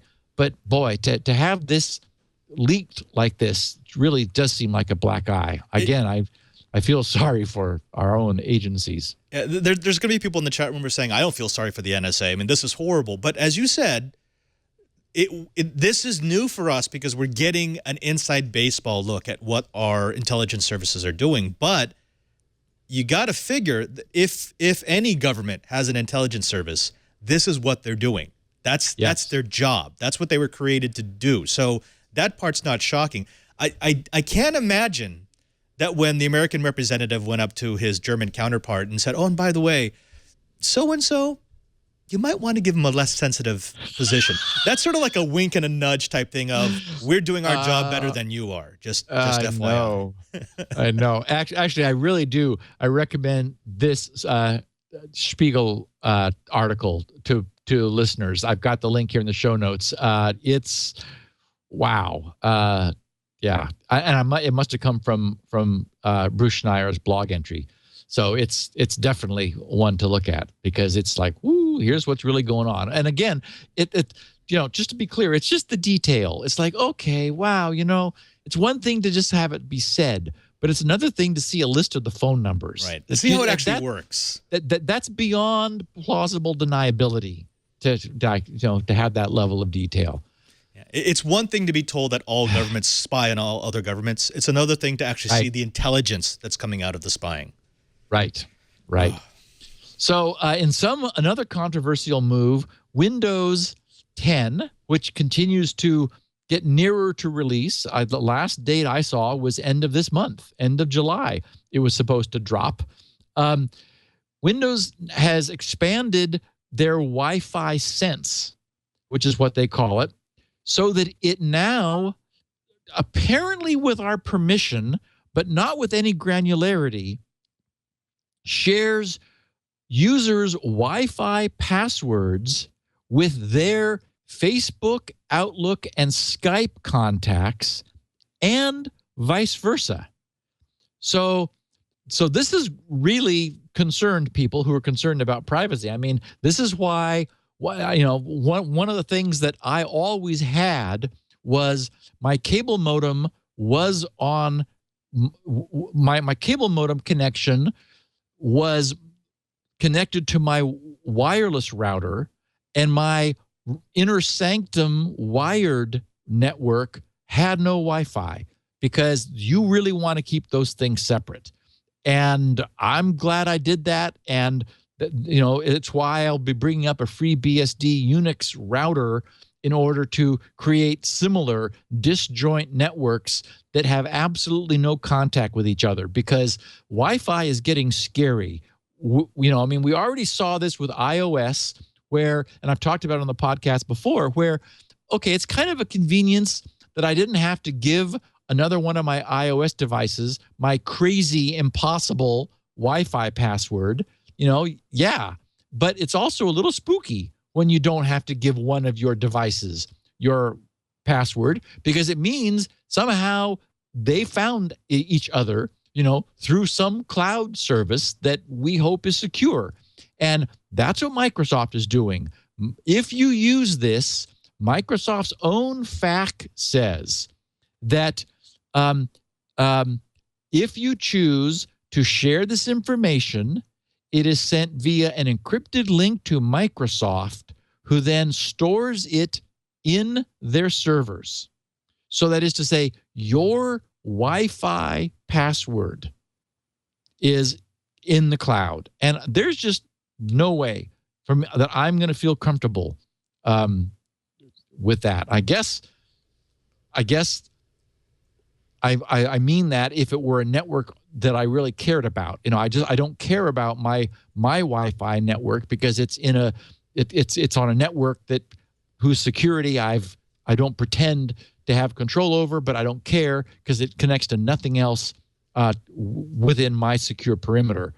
But Microsoft's FAQ for Wi-Fi Sent says, when you share Wi-Fi network access with Facebook friends, Outlook.com contacts, or Skype contacts, they'll be connected to the password-protected Wi-Fi networks that you choose to share, and get internet access when they're in range of the networks if they use Wi-Fi Sense. Likewise, you'll be connected to the Wi-Fi networks that they share for internet access too. Remember, writes Microsoft, you don't get to see Wi-Fi network passwords, and you don't get internet access, and you both get internet access only. They won't have access to other computers, devices, or files stored on your home network, and you won't have access to these things on their network. Now, of course, to me, those additional perimeters don't feel secure to me. It just, this whole notion of, oh, look, it all just works. Extreme Tech really took Microsoft to task on this, and really made a good point of saying that, unfortunately, what this is doing is it's really softening our notion of security.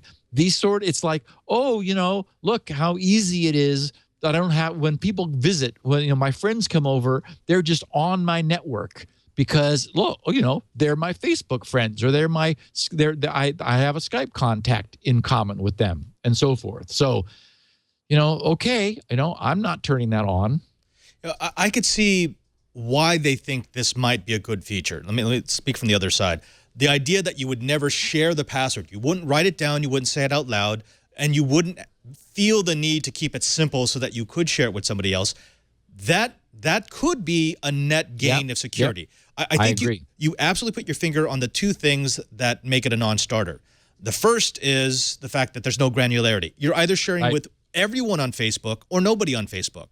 Right. That's easy to fix. I mean, I'd love to see a feature where you say, I would like to share with these contacts if they're willing to share with me. Because then now you have sort of a community, which is, if I'm in your part of the city, I want to be able to use your Wi-Fi. If you're in my part of the city, vice versa.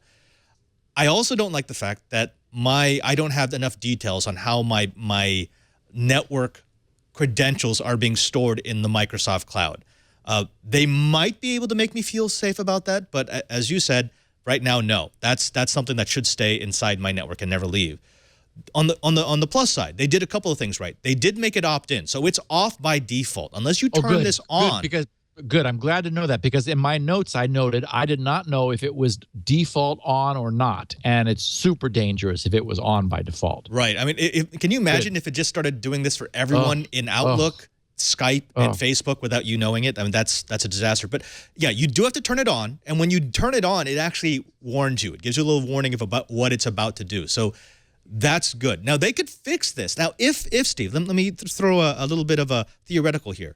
If they made it granular, which I think that's actually quite easy to do. Yeah, I think that's the first thing they have to do. Right. Yeah. And if they gave you if they showed off a process by which only a hash is stored in the cloud, and if they actually showed exactly how they're protecting your network from someone coming on and breaking out of the VLAN or whatever they're doing to try to keep them internet only, would this be a feature that you could say it's usable and the net gain is you no longer writing down passwords? Yeah, they can't be storing a hash because I think they actually have to give the other machine your password. Now, as we know, a password it also has a hex representation. So, if the ASCII is turned into a hex representation, that's what they're probably storing because that's all they really need to keep. But that is the actual password that they're giving to another machine. And my concern is, it looks like just packet filtering walls they're putting around them saying, oh, no, we're not going to give them, file and network access. It's only going to be port 80 and 443 or whatever the internet means. Maybe it's a routing thing where they're being sure to only route them out your gateway and only to the gateway and not to other IPs within your network. It'd be interesting to see. But I'll bet you that they're doing with some sort of packet IP based firewall. I could see this working if they were to create a custom firmware, like something based on DDWRT or Tomato, where there's actually a hook between the OS and the router, where you could specify that, yeah, it's going to set up a VLAN, and you have a guest VLAN and you have private VLAN. And also that the decryption of the hash actually happens inside the firmware of the router, so it's not happening on the OS. So the actual key never hits, the unencrypted key never actually hits the Windows machine trying to connect. But I mean, that would require work. Yeah. So well, yeah. I mean, it's. I guess the concern is that I'm seeing raised. It just is that, as I said, we're making this look easy. We're one thing after another is, we're choosing ease of use over security. But I take your point well, and that is that, for example, I can't share my password in any practical fashion because it's 64 characters of gibberish. It's like I use grc.com/passwords for my Wi-Fi password, and I can't share it with anybody. I've got to arrange to somehow cut, copy, and paste in order to get it to somebody who's visiting. Of course, I solved that problem by having a guest Wi-Fi that has a much simpler password.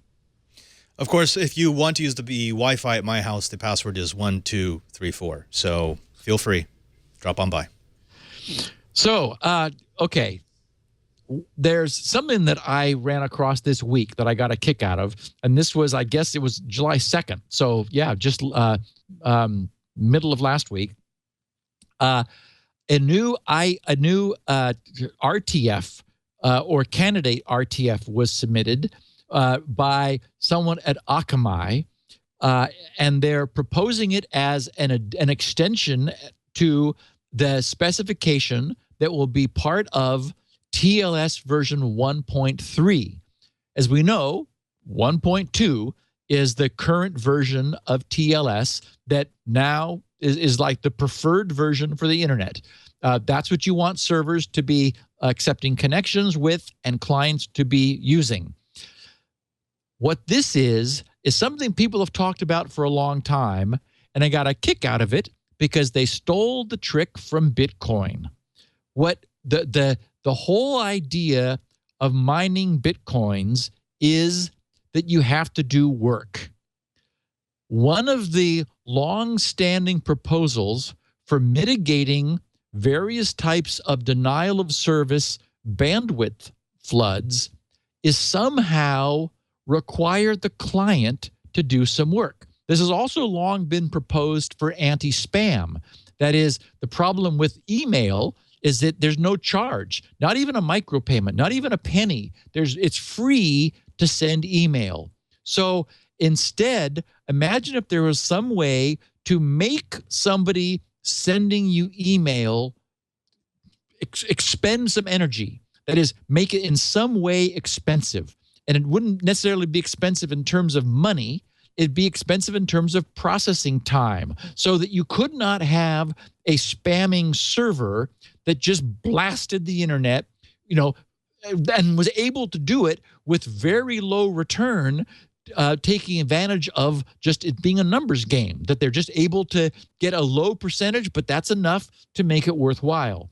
So this is a solution that Akamai is proposing, where if you wanted to establish a TLS connection to a server, upon sending that first connection establishing packet, the so-called client hello packet that we've talked about in the past, a server so equipped could send back a challenge saying, if you want to connect to me, you've got to solve this puzzle. And so this is called TLS Client Puzzles extension. And the server can specify exactly in the way that this works with Bitcoin, in the same way that Bitcoin's hardness of SHA-256 hashing has grown over time. These puzzles use SHA-256 or SHA-512 or a memory hard as opposed to a processing hard puzzle, where the server is able to specify how much work it wants the client to do. The client must then, on its end, crank away for some length of processing time to solve the puzzle, and then present the server it wishes to connect to with the answer in order to proceed. And in the RFC, they explain that this isn't something that all servers would always do, but when a server was under attack, it could then switch in to client puzzle mode, because the alternative is to have to discard packets, because it's just in a flooding situation anyway, where it's having to do, a statistical packet discard. So their argument is, if instead it began responding with every request to solve this puzzle and only accepting requests that were able to, while it does put a burden on the client, the alternative is the client would have discarded packets and couldn't get to the server anyway. So it was fun to see this finally actually looking like it might be added as part of the TLS version 1.3 protocol. And I got a kick out of the fact that in the RFC, they refer to Bitcoin, some Bitcoin dialogue, where the way of doing processor hardness or memory hardness is being discussed.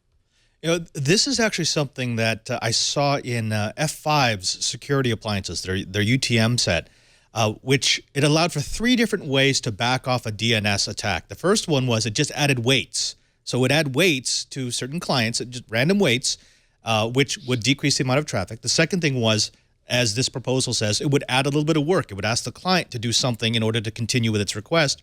And the third thing was it would actually ask for some sort of human interaction.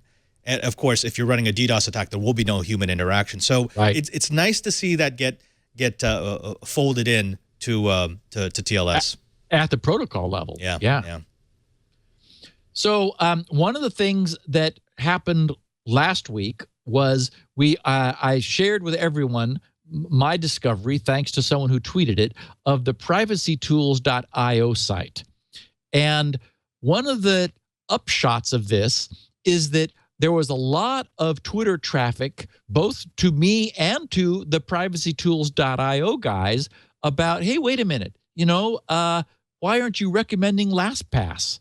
I think they like 1Password better. And also, what about Threema? Steve likes Threema as a secure instant messaging client, and you guys aren't recommending it. So I just wanted to say that, there are many good secure solutions. There are other password managers, certainly other than LastPass. And I'm always being asked about them. I just don't have time to dig into deep technology for all these alternatives. I know LastPass. I've checked it out. I did a podcast about it. I know how it works. That they really do seem to be doing as good a job as anyone could, so I'm comfortable recommending them. The privacytools.io guys have responded saying that they don't recommend closed source U.S. cloud-based password managers since great alternatives exist. And I wouldn't take any issue with that. I completely agree. You're welcome to use what privacytools.io suggests. I'm comfortable with LastPass. Threema is closed source, they also replied. And so they're only going to recommend open source tools. I've looked at Threema. I understand the technology. I'm comfortable recommending it. So if you'd like to use Threema, I think it's a great solution. If you'd rather use what privacytools.io suggests, I don't have any problem with that either. So I guess my point is that, many good solutions exist to solve these problems. The ones I like aren't the only ones, and those guys have explicit criteria for recommending what they are recommending, and I certainly honor those, that criteria as well. And we tend to like what we like once we found out that it works. So, right. I mean, just like IPv4. Exactly. You and I are staying with it. I'm staying with it. So Ron Hook tweeted a nice tip. I mentioned last week that I had switched from AdBlock Plus over to uBlock because it's a more aggressive blocker, and I wanted to try it for a while. It's also multi-platform. It's available over on Chrome. Well, I guess AdBlock Plus is too, but I just liked it because it was more aggressive. He noted that if you turn the advanced options on, which you can't get to unless you dig a little bit, you've got to go to the add-ins page and then go to its add-in and go to its control panel. And there's something down at the bottom where you say, give me the control deck or something like that. Then there's a checkbox. You turn that on. Then when you go back to their little icon on the toolbar, they've added a plus in front of the you turn on the I'm an advanced user checkbox. Then they put a plus in front of the requests blocked and the domains connected. Either of those expands the panel to show really cool information about the page you're on and what it did for that page. So I just wanted to pass that along to our users. I wasn't aware of it. I hadn't tripped over it and discovered it because I'd turned on the advanced option and looked around in those tabs over in the control panel and didn't see any difference. Turns out the difference is over in your ability to get those little plus signs that allows you to expand the dynamic display of what it did for the page that you're on. So very cool. I like the domains connected option. I'm definitely going to check that out tonight. Yeah, for sure. And that's our podcast right at 2 hours. How about that? Steve, that was an incredible amount of news. So in the last 30 seconds here, maybe we could do some Q&A. I'm just kidding. That's not happening. Thank you, because I'm exhausted. Well, you should be. I mean, considering exactly how many news stories we just covered, and this was an above average week. There are weeks when we scrape. Yeah. We did not do that this week.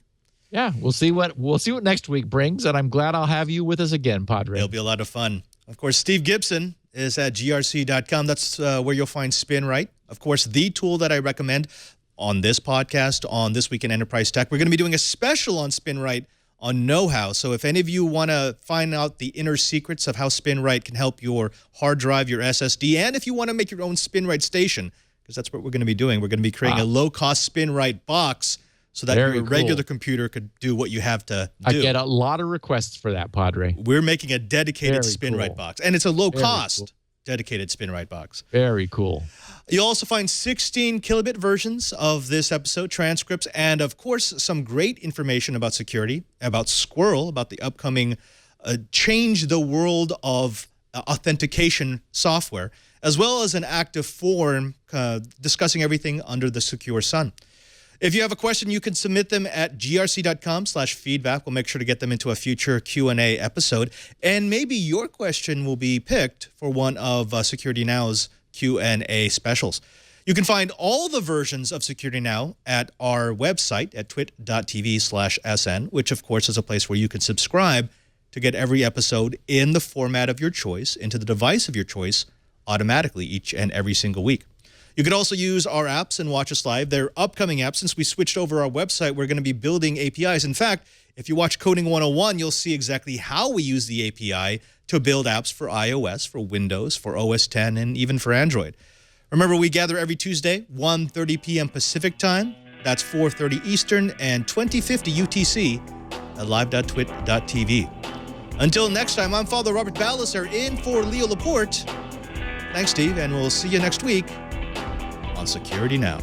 Thanks, Padre. Security Now.